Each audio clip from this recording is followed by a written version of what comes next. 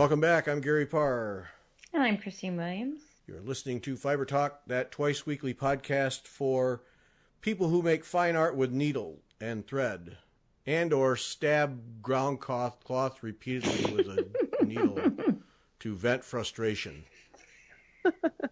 Depending on the day. Yes. Our guest this week, Jessica Chaney of Lyset Designs. Hi, Jessica. Hello. Good to have you with us. Thank you for having me. Doing some research, you have a scissor problem. Oh, I do. Yeah. Okay. All right. Guilty. Yeah. Guilty. Okay. One for me right there. Mm-hmm. I'm just like an accessories gal in all walks of life. So, whether it's like shoes or once I learned that needlepoint had accessories, I kind of went crazy with the scissors. So, yes, I love scissors. There's so many beautiful kinds, so, understandable. I know. I love this. I'm probably butchering this, but the Saju ones, they're my favorite. There's this pair of tortoiseshell ones that keep selling out like crazy at the shop. And I joke with customers that I've now become a scissor store, just something esoteric, because the demand for scissors is crazy. It's insane. The mother of pearl ones are the ones that stood out for me.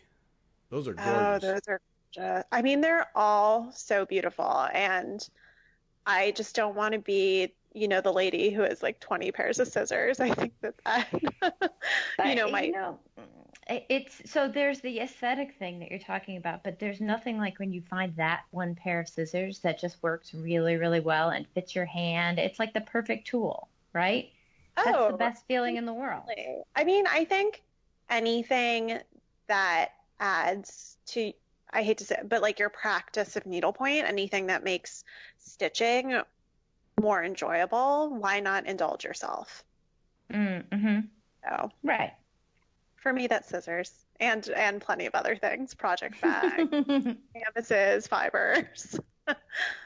Yeah, this whole project bag thing is really becoming quite a thing. People are, a lot of people making them, and a lot of people, it's like, I can't start a project till I have a bag for it. I know. It's crazy. I just recently did a blog post about what you need to start needlepoint, and saying, you really don't need that much. You just need canvas, fibers, scissors, and needles. And someone commented, well, what about a project bag?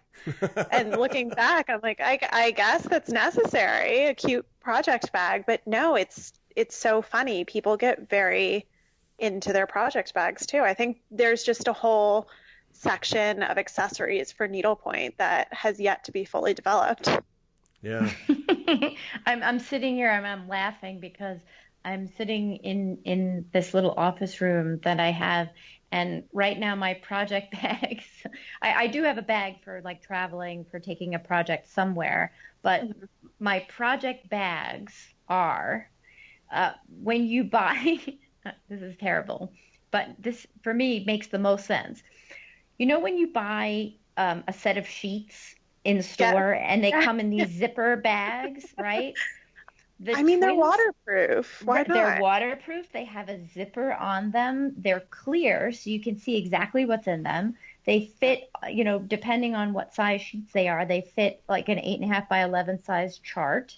You can put all of your fibers in there. I have a lint roller in mine I'm looking at.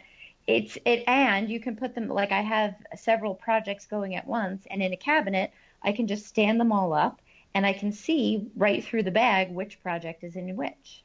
So for me, they're the perfect thing. So we move into my house recently, and we buy some new sheets, which is a nice thing, new house, new sheets, and I stow all of these bags, and my husband's like, "Can we throw these away, please?" I'm like, "No, don't touch my project bags. Don't touch those bags." He's like, "Why are you saving everything?" I'm like, "I'm not saving everything. Don't touch the You're bags." like, "I'm not a hoarder. I'm a needle pointer. Come on." Exactly. There's a very big distinction between those two things. And Don't touch those bags. Yeah, I think my favorite part of that whole story, though, is that you only have 3 projects going at once. I think that takes a lot of self-control. I am like just a spaz and have so many at once. Yeah. So I really admire you for that. No, three, maybe 3 visible to my eyes as I'm looking in the room. The rest now. are in opaque project bags. So Correct, right. But I'm telling you, those bags, really I good love those. So, but they're, certainly they do not have the cachet of a cute little bag that you can carry with you to your stitching group and all that. If I had to go out with my, clear, recycled, upcycled, twin sheet bag, and I had to go to my little meetup group for stitching, I might put it in something else. I will say that. No, I think that people would actually like that, though, because I think the see-through factor people really like. That's what it is, because you can find things in it easily. You can. You're not digging around like, oh, where's that pink? Where's that blue? I don't know where this is. Where are my scissors? Yes. And especially if you're going to buy nice scissors, you want to be able to look at them all the time. I mean, yes, they're always framed on the wall. No, they're being used. I'm feeling so ghetto. My project bags are whatever garbage bag or food storage bag fits the project. I'm really I gotta upgrade.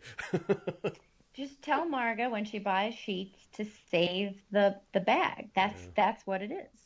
I gotta upgrade, man. I'm a sad case here. Each their own, as long as you enjoy doing it and you feel comfortable with your project bag, who cares? I'll tell you what it is. Comfortable with my garbage bag, yeah. Yeah, are you comfortable with your garbage bag? Yes, I am. My grandparents grew up in the Depression, so I very much inherited and it's definitely nature and nurture, their sense of what can I use this thing that I have no need for. Oh. So there's never, I'm not going to say it's a hoarder tendency. We're not going to use that word. But there's always the idea that, okay, I'm going to throw this thing away. What can I use it for? So is there some other thing I can use it for? And for me, it's a little bit of it is, here's a plastic thing. I have to throw it away. What can I use it for instead? Because I don't like throwing away plastic. So a little bit of maybe that's just me rationalizing, but I don't like throwing things away that I can reuse for something else. So for me, that's thing. And yeah, I do deny myself the ability to then buy cute bags, but oh well. Hey, whatever works to each their own, Jessica, first we got to know Lysette Designs. Where does that name come from? So that was my great grandmother's name. Okay. And when I went to name my company, I originally thought about just naming it my name, Jessica Chaney, but I wanted it to be bigger than me, and so I started thinking about all these different names, and I was thinking of some names that weren't family names. And before I started the company, I sat down and kind of thought out what values I wanted my company to have, and it was a sense of fun, a sense of community, a sense of honesty, creativity. And when I started naming all these values, I was sitting down with my mother, and she said, oh, well, that you're basically describing your great-grandmother. Her name was Lysette, and obviously she had passed away when I was very young, around 4 or 5.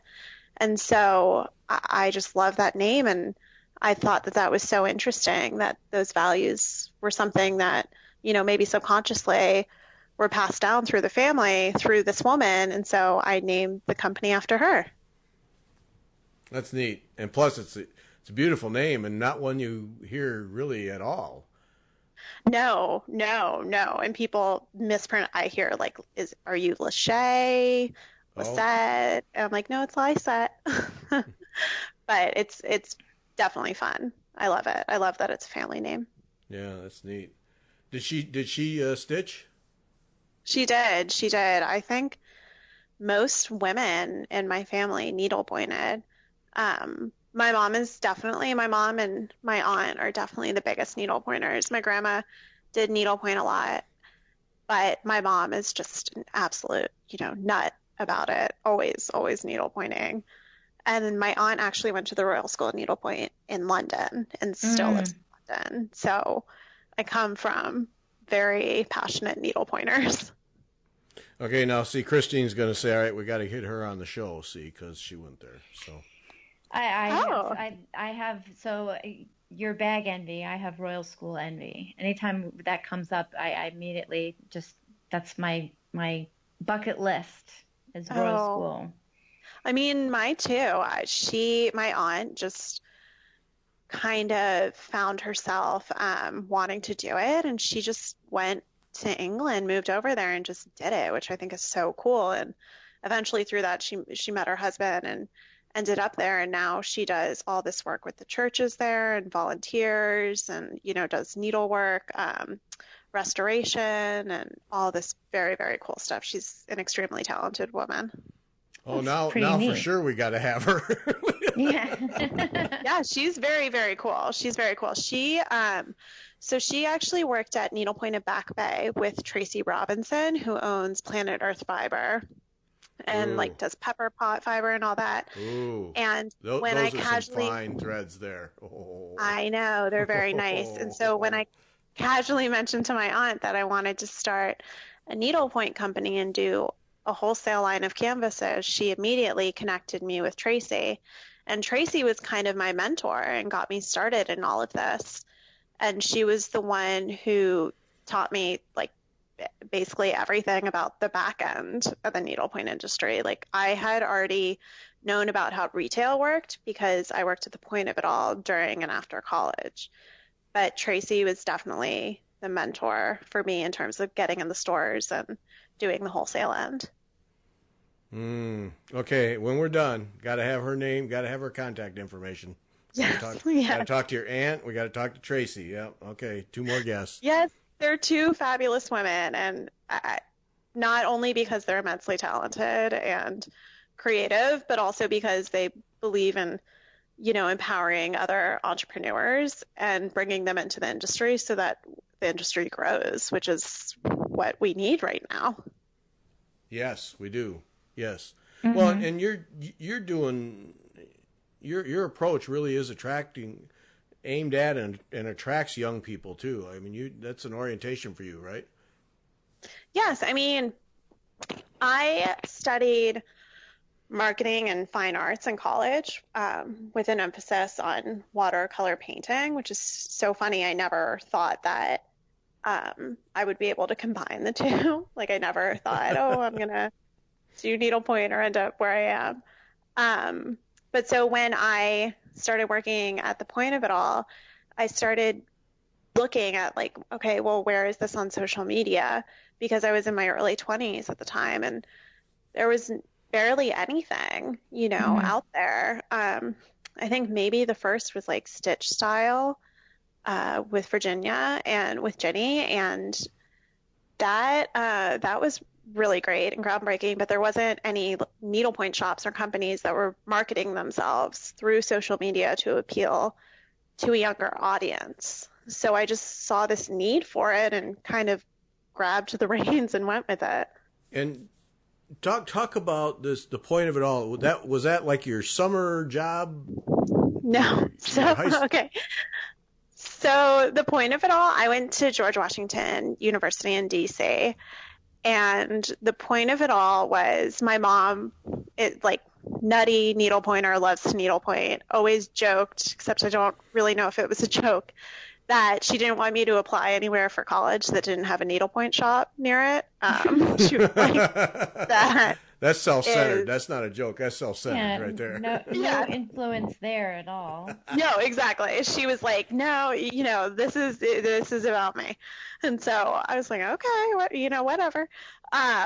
So when we actually visited GW in DC, we went immediately to the point of it all. And I don't know if you've ever been there. She was scoping it out. Okay, can you go here? And it's a beautiful shop. The inside is all red and it's welcoming, and they're always playing, like the Temptations or really fun music. And so I fell in love with it. My mom fell in love with it. So every time that she would come visit me while I was at college, she would go to the point of it all. Well, eventually she just left her credit card on file there, which was very silly.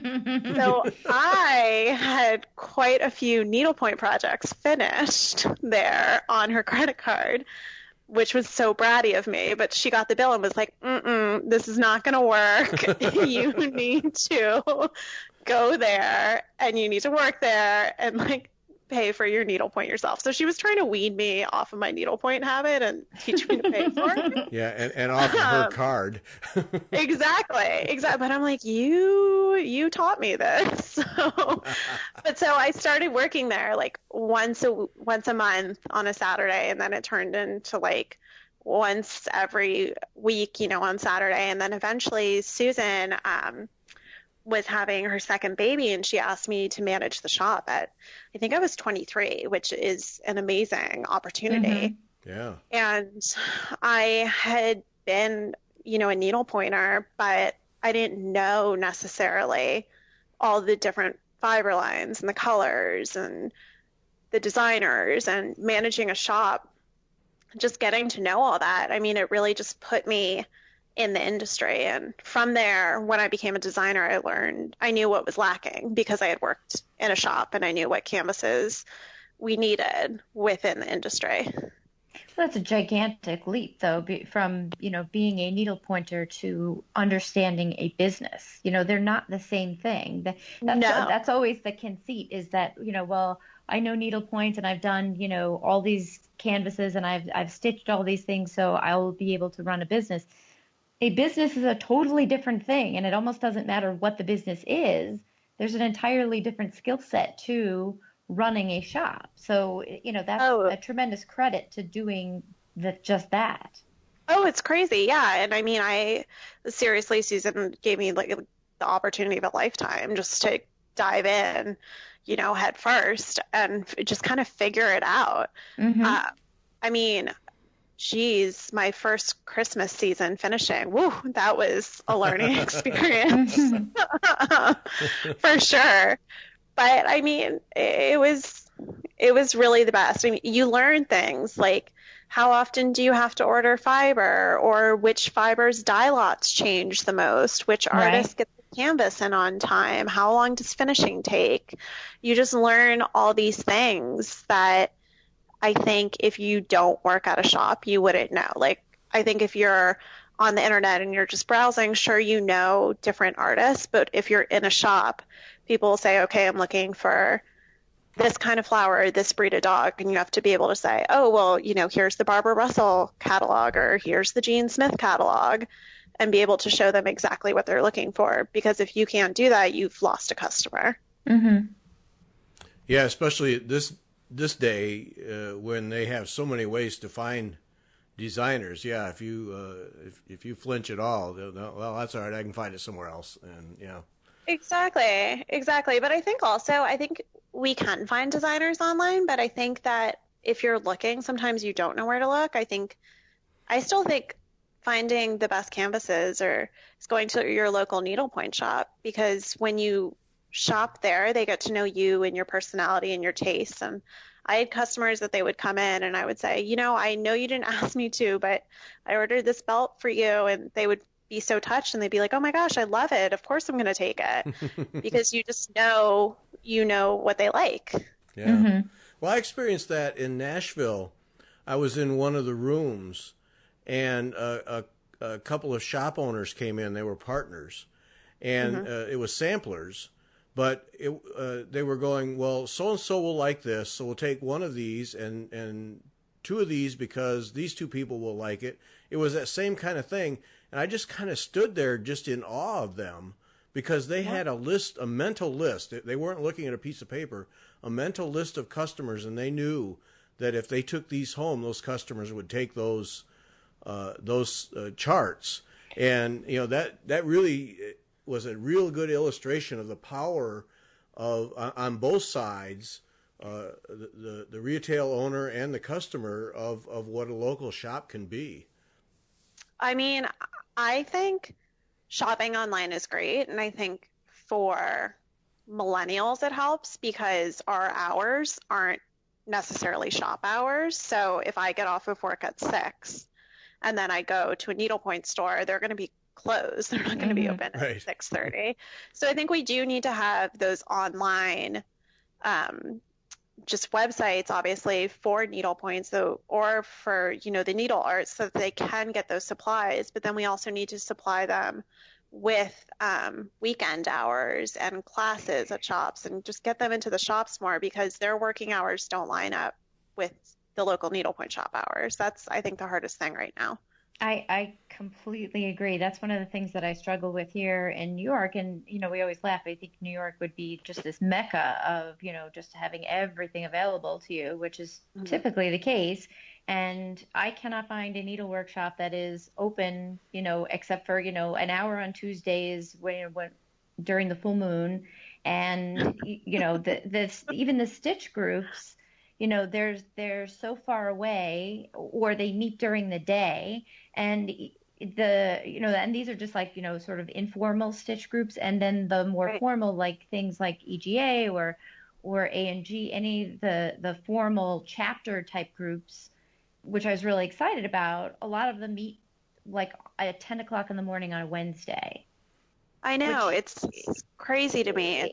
It's possible, and I really want to participate so badly, and I absolutely can't, because I kind of have a family to feed. So, but at the same time, there's no substitute to the texture of the fibers and being able to look at a painted canvas and see things that you wouldn't know you wanted until you actually saw them, right? And not to mention the feeling of a community and all that fun stuff. And I think as shop owners, and as I work towards opening my retail shop, that's something that I'm going to do, is on certain days, be open later, or be open on the weekends during season, like Saturday, Sunday, because you have to fulfill those needs for your customer. And I think the worst thing that you can do is say you're open a little later and no one comes. Great, then you learned a lesson. Then don't stay open that day. But it's like you just have to try to see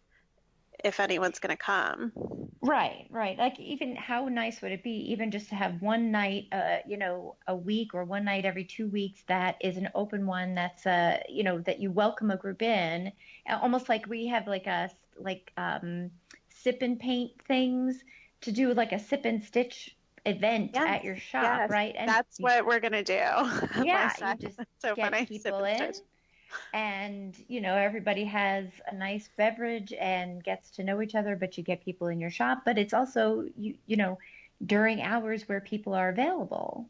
Exactly. Exactly. And I think, too, then you get to meet other men and women who share the same love of needlepoint and the same values. Because if you're making homemade stuff, I mean, you possess the value of empathy and creativity and all these things, and you're just almost naturally going to get along with most of the people in the room. Sure. Mm-hmm. So, I mean, I think in terms of just like finding a community too, that's so fun. Yeah. And I think it's what you said earlier was correct. It's you almost end up alienating millennials just by choosing the hours that you do, right? Just by opening up hours that are not business hours, you open up an entire community of people that wouldn't otherwise be available, or that they wouldn't be able to participate because they have to work. Exactly. I mean, I have friends that are avid needle pointers, and they'll text me, I'm missing, I'm not eating lunch. I'm running to my local needlepoint shop to pick up, a strand of vineyard silk. And I'm like, just eat. Go on the weekend. I totally agree about the hours. Well, that was one thing when Christine and I were doing the Marine Aquarium podcast. I read in an industry magazine, it was one of those, it was a list, how to make your aquarium store fail. Yeah. And item number 1 on the list was be open when people are working. Yeah. And you know, that one has always stuck with me because exactly that. I cannot buy your product if I'm working. Exactly. Right. Yeah. Right. Because this is everyone's hobby. So it's not like, and it's not like something where it's a big box store where they're everywhere where you can run out on your lunch hour. If your needlework store, for me, is an hour away, running out on my lunch hour isn't an option. So, it has to be a destination, Totally. I totally agree. Right there with you. So when did we go from working at the point of it all to designing and painting canvases? How did that transition happen? So I had signed on. My contract was for a year with the point of it all. And I grew up in South Florida, and I thought I could hack it up north in the winter, and I couldn't. I hated it. Every winter, I was like, my toes are frozen. I would cry like ice cold tears. It was just the worst. And so I moved back to Florida, and I originally thought about opening a It's needle not that store. bad. It's terrible when you're from Florida. It's the worst. I know. I'm such a weenie. But so I moved back, and I thought about opening a needlepoint store, but I was 24 at the time, and I was like, oh, this is so overwhelming. I'll never be able to do this, which I laugh about now. And so I thought, okay, well, I still want to be in the industry. I love this industry. How can I contribute to it if I'm not owning a store? And I thought about what I would want a needlepoint. I always loved these like cheeky sayings, and Stitchits does a great job. And I think that there's some other designers that do a great job, but I kind of wanted to put a fun little spin on it. And so I just started thinking of things and designing, and I met with Tracy again from Planet Earth Fiber, and she kind of nudged me along. I think when you're getting started and when you have a dream, there's always that place in the back of your mind that's like, you can't do it, you can't do it, you can't do it. And she kind of kept me on task and was like, okay, where is your design? Where is this? Where is that? And so she kind of pushed me along and guided me through the first few months of it, and was just an amazing mentor. And so from there, I mean, she went so far, which is so generous, to even put little like a little announcement card in all of her shipments out of her fibers to the needlepoint stores about my new line of canvases. I mean, who does that? That was like the nicest thing ever. That's gold. Yeah, I know. It was unreal. And so then like Jill from Louise's Needleworks was the first store to place an order. And then, needlepoint.com came, and all these places came. And I think within the first month I was carried in over 20 stores, which is crazy. And now Lysette is carried in, I think, almost close to like 130. It's really grown in 2 years. So Wow. Yes, I know. So that helped. And, she taught me all the ins. Like, I would have never known about Destination Dallas if Tracy hadn't told me to go and, to join TNNA and all that stuff. Because when you're a manager of a shop, you don't know that. The wholesale side is completely different than owning a retail store. Yeah. So you started out with these sayings and designed and just painted using your watercolor art background and Yes, and then it just took off. And at the same time, I think what made Lysette very different and special is I spent a lot of time on my website and on social media and using that to engage a younger crowd, and then get people who weren't needlepointers yet interested in needlepoint.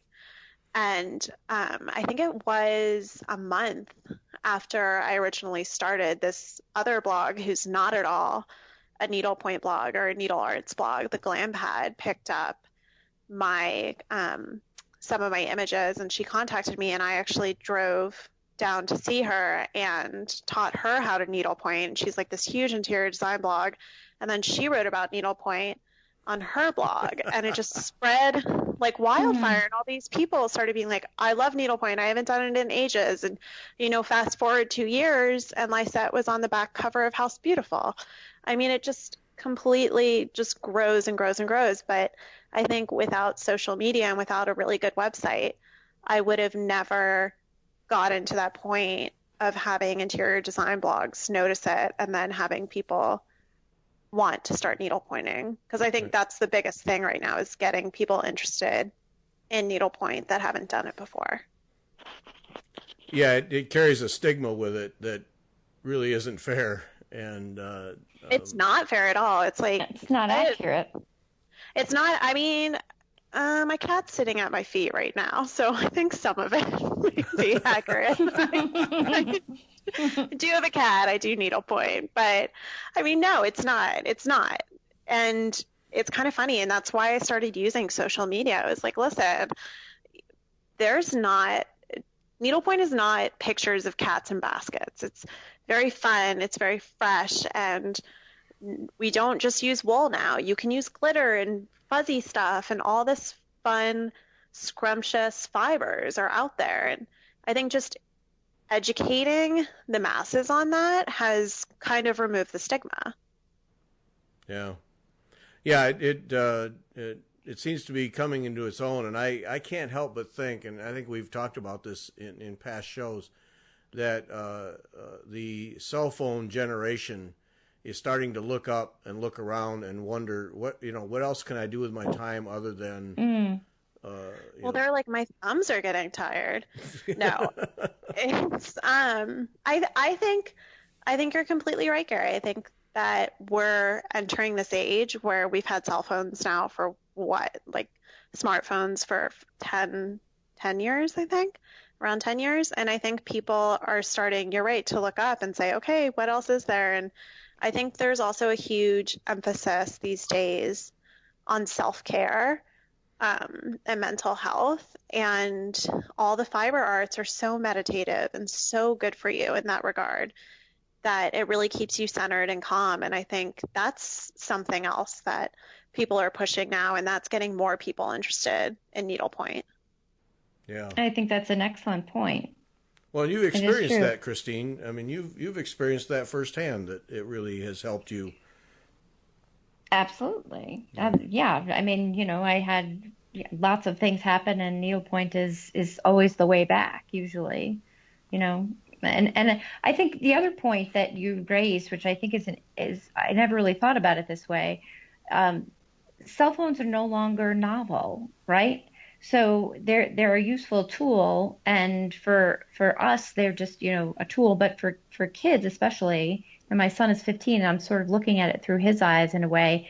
He's grown up, they've always been there. So for us, it's like just having, I don't know, whatever, a toaster. It's just there. Right. It's no longer novel. It's not interesting. So the next thing, for him, what's the next new interesting thing? He doesn't care about his phone. His phone is there. It's in his pocket. It's a tool to do something, to accomplish something. So he's moving on to what can I build, right? So I can appreciate the idea, and I think that's where the whole maker movement is coming from as well. That now we've mastered this technology. Is no longer novel or interesting because it's boring. Okay, great. Now we have this thing. Excite me another way. Give me something else. And I think too, with phones and social media and technology, what you create, yes, it is there. Like, it's tangible in the fact that you can hold it in your cell phone and hold your cell phone in your hand, but I don't think you're actually making something. And so it doesn't last. And so I think with needlepoint, knitting, all these different things, having that sense of accomplishment, like, wow, I did this. I think that that's huge, and people love that. I mean, I always say, if you just complete one needlepoint project, you're hooked, you're done. Like, goodbye, say goodbye to your bank account. You're going to be needlepointing the rest of your life. Pretty much. Yeah, I agree. Because because then you have the metric of, at the end of the hour, what do you have to show for your time, right? If the hour was spent, lost in Facebook, you have nothing to show for that time. Whereas if you've been working on your needlepoint, even if you've been sitting there watching Netflix or doing whatever, okay, well, I've stitched this whole area. I've finished this, I've got something to show for, this is what I did. It's very dangerous, though, because I use needlepoint as a procrastination tool. But now I'm like, but now I'm like, oh, it has to do with work, so that's fine. Right. But I totally agree with you that it is a sense of accomplishment, and you can see the progress. I mean, it really is like paint by threads, just filling it in. And it feels amazing when you finish a little bit. You're like, I am a genius. That is basic. Well, and I think it also opens a door for people who are not artists to totally. Yeah, that you can't usually get some other way. You certainly can't get it drawing or painting unless you have a skill and or schooling.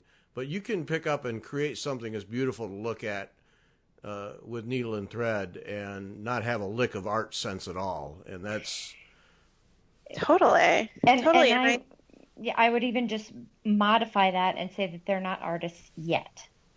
They're not I love that, because you can get a canvas and you can give two people the same canvas and they will finish it two totally different ways, given thread, stitches, all these different things. It's just a guideline is basically what it is. And then you can elevate it and take it wherever you want it to go. I mean, I've seen canvases that are just completely different and you're like, what has happened here? It's beautiful, but you can just take it wherever. And I love that about needlepoint. Talk about your trunk shows. Now, normal trunk show is ship a bunch of canvases to a place and 20% off for the next month and then ship them back. But do I read it right that you don't do it that way? No, so I do that still. I do work with needlepoint stores still, and do ship them off my designs. But what I'm doing now is in an effort to get a younger crowd and attract people who aren't needlepointers yet, but will be needlepointers in the future, is I am traveling to all these they're mainly high-end home goods stores or high-end clothing stores, and basically bringing my kits of needlepoint. And they're not just designs by Lysette, they're designs by tons of different artists like, Kate Dickerson, Rachel Donnelly, all those fun gals. And I kit them with the fibers, and it's not just, the standard fibers. I put in fuzzy stuff and Krynic and Planet Earth and all these fun scrumptious things, and then I just package it all together, and it's the price with the fiber and the canvas, and people will just come in and they'll just pick them up and go and stitch wherever they need to, and it's great. I mean, I think the best part about it is, and this is probably counterintuitive since I own a needlepoint store, is that it's not in a needlepoint store. I think a lot of new stitchers are very intimidated to walk into a needlepoint store, because you walk in and there's so many canvases and so many fibers, and it's almost like sensory overload, And so I think by taking it out of that and just getting them hooked on this one canvas in this one place, once they take that first stitch, they're down the rabbit hole. And so I think by just getting them to pick up a needle and thread, that's the biggest part.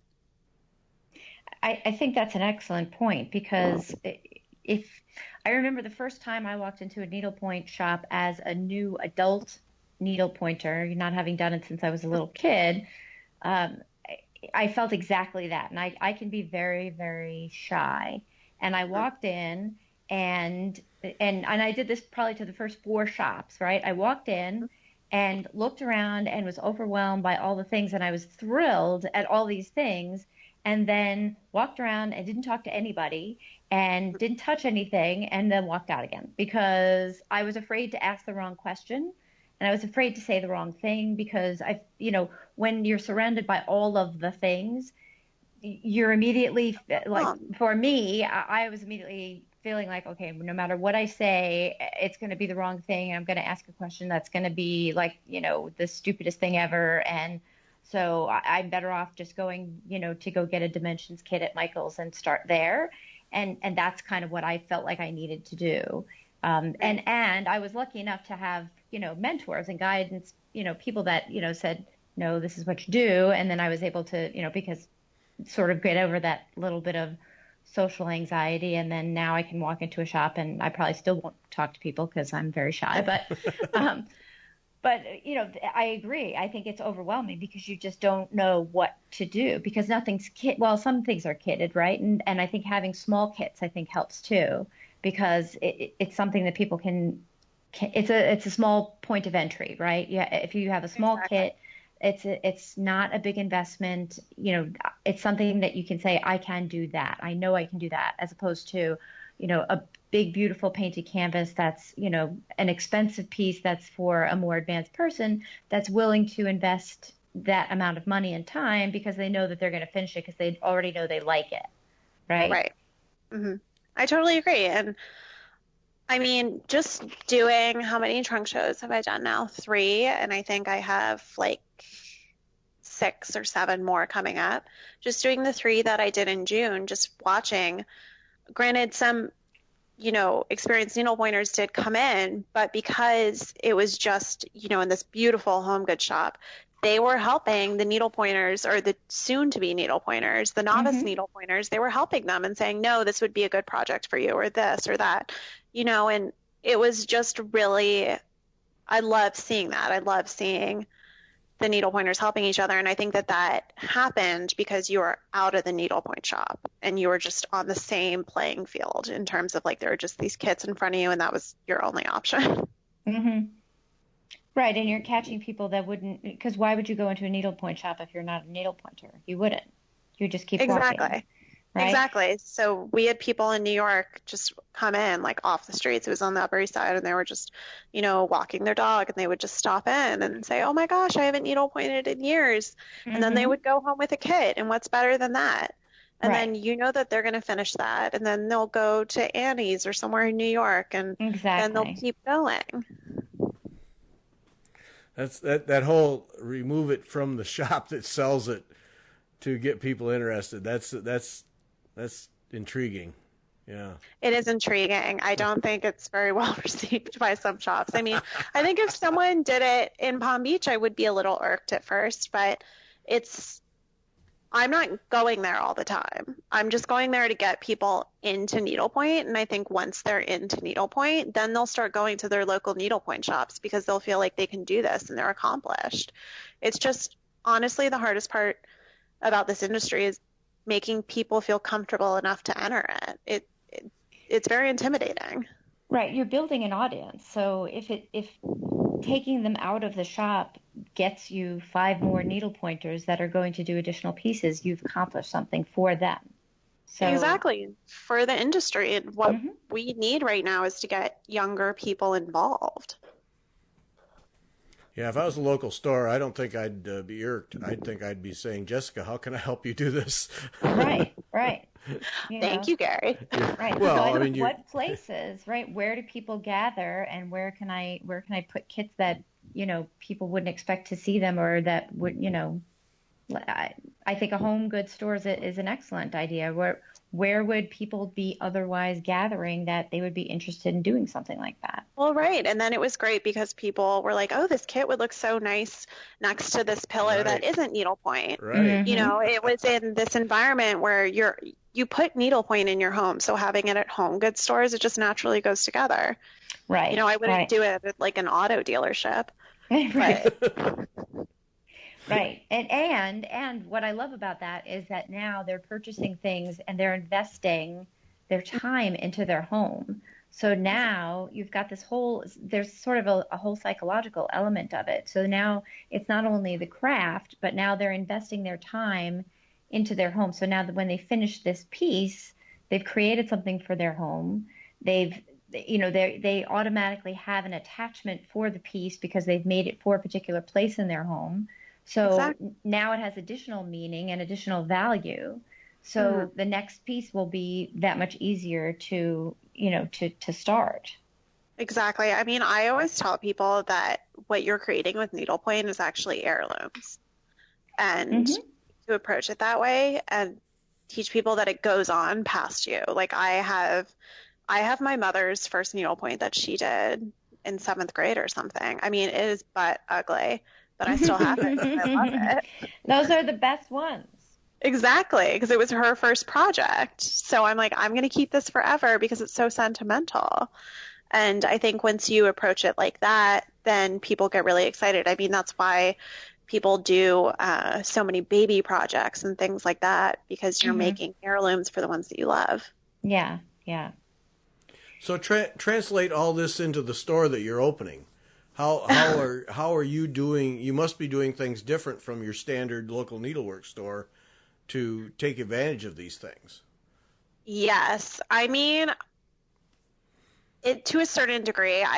I'm still doing it by the book. You know, I'm still only selling hand painted canvases, and I try to bring in, you know, the bread and butter kind of fiber lines like Silk and Ivory and Planet Earth and Pearl Cotton and all these things. But with Lysette, what I'm doing, which I think is great, is I've actually invested a lot of my initial capital into interior design for the store. And so I'm interested in making the store feel like a home. I have couches and chairs everywhere. There's beautiful lighting. I searched forever for the perfect space. There's tons of natural light. I think that there's like 11 windows in all in the store. It's in a beautiful, you know, historic building from the 1930s. There's a courtyard out back with ivy where we're going to hold classes in the winter.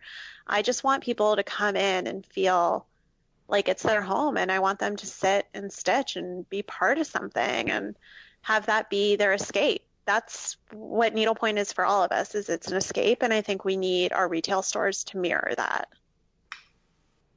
So you've created the destination. You've created the place where people can gather and have that community. I mean, we'll see. That's the goal. Well, but that fits. See, that fits with one of the magazines that I added is Commercial Architecture, and I have talked to more than one successful architect, and when they talk about creating office space, it's that same concept. They really try to replicate a home, particularly for millennials, so that because they work, you know, they'll work any kind of hour to get the job done, but then they also want those home-like things to give them the escape. And so what you're talking about is right in line with what these talented architects are doing with workspaces. Same kind of thing, and it's from all reports, it's working and working very well. And it's helped companies attract millennials, talented millennials, and do the hardest part, which is keep them. And, exactly. Well, and I think in today's era, you look at retail and everyone's like, retail's failing. But what's failing are the big box chains, because there's no sentimental, emotional attachment to them. And so how do we create that emotional attachment? We make it feel like home. We create a community. We get people involved. And that's what I'm trying to do with Lysette, and through decorating it beautifully and carrying, you know, great designers and great fibers. It's just, it all goes into it. I think it's an excellent plan. And it sounds like the kind of place where you would go, you know, you would plan to meet a friend, you know, let's go to the shop. Oh, Lysette's the biggest pickup joint in town. Right. It's it's kind of funny though. It's true. I mean, it's not true. It's like but for like friendships, my mom, just basically, I came home from my last trade show or trunk show, and my mom said, "Oh, guess what? I planned a stitching group for this Saturday." And I was like, "Oh, okay." So long story short, I just thought of all the people that were in town in South Florida at that time, which is not a lot because it's off season, and over 15 people ended up coming. And a lot of these women hadn't known each other before, and they were exchanging numbers, and some of them have gotten lunch since. So I think it is a great place to meet friends, and I want it to be that. I want it to have this kind of community hangout feel. I love the courtyard thing. Wow. I love the courtyard. That's what sold me on it. I was kind of like, because it had been a flower shop before. So when I looked at the space, I first walked in and it was a mess. And then they brought me to the courtyard and I was like, I'm sold. I will do whatever. And Yeah, the courtyard. I mean, everyone that I bring in, they're like, oh, all the windows, they're so beautiful. I love the space. I love the wallpaper, everything you put in. And then I bring them to the courtyard and they're like, how long can I stay? So, What is the biggest challenge starting a store? I mean, we have so many threads available, so many designers. What is the biggest challenge? oh gosh, I don't know. There's so many in so many different ways. There's so many. I think just being a business owner, there's so many challenges. Every single day is just a learning experience. But I think in terms of getting a store started, I think it's just giving yourself the patience or to start slow. Like you need to start slow. You can't just do it all at once.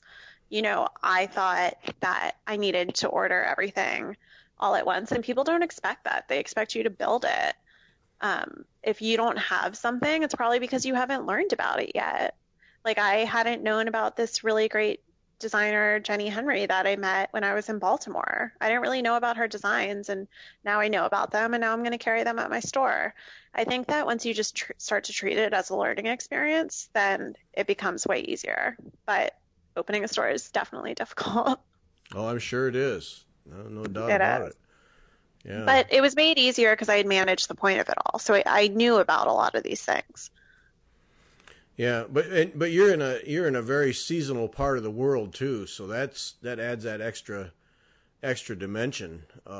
I mean, yeah, you would think it was seasonal though, but it seems to be all the time. Like Oh, great. Yeah, I know. I went to leave the shop today and someone spotted me and came in at 5:30 and stayed for 45 minutes and bought some canvases. So, you know, I think it's seasonal, but I think there are people that are in Florida all the time. It'll be interesting to see how it all shakes out in this upcoming year when it opens up. Now, is this coming up then will be your first winter season then? Yes. Wish me luck. Yes. Yes. It will. I'm very excited. I'm excited and nervous just because last year I signed at the end of February my lease, and by March, I mean there wasn't even fibers hanging up, and all, you know, word had spread throughout Palm Beach that there was a needlepoint store, and people were literally knocking on the door, like, when are you opening? When are you opening? And I would look around and there were just like these white walls, and I'd be like, well, there's no fiber, there's no canvases yet. Oh, So that's not bad. That's not a bad way to start.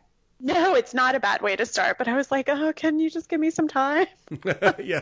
Now it's a different kind of pressure. Exactly. I got people lined up at the door and I can't take money.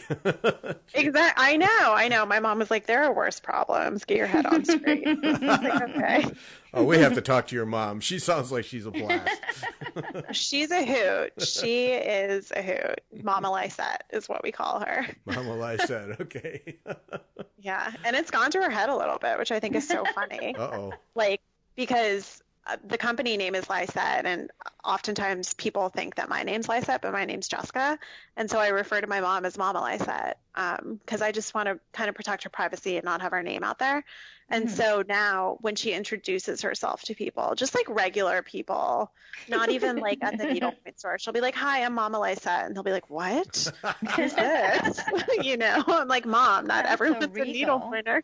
I know. She loves it. She's like, I'm Mama L. I'm like, oh my gosh. Oh no, now she's got a whole thing going. Okay. I know.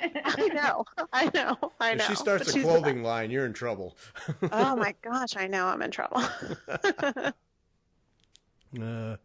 Oh, that's great. No, it's and that's so fun to have your mother be as enthusiastic as you are. That's great. Oh my gosh. I mean, I've been really lucky in that my family has supported me 100% of the way, and my friends too. I mean, owning your own business is really, really tough, and owning it in a very small niche market, I think, is even tougher. Right. And luckily, my family has been there all the time, just being like, just give it one more day, just try harder, you're going to get there, don't worry, it all works out in the end. Yeah. You know, from everything I've ever heard, it's that can you tough it out that first couple of years? You just got to hang in there. And, right. Yeah, and if you do it, if you set it up right and you're persistent, it'll come together, you know. Totally. Jessica, this has been a treat. Thank you. Oh my gosh, thank you guys. I loved chatting with y'all. What fun. And yes, best of luck here. Well, everybody we'll need updates. Everybody go. We'll need updates now as we go along here. That's right. Yes, well, I'm going to go out and buy some sheets and get some new project bags. There we go. I'm so ghetto. Jeez, I can't believe it. All right, Jessica, thank you for the time, and it was a lot of fun. And thanks to everybody for listening, and Christine and I will be back on Wednesday. Take care.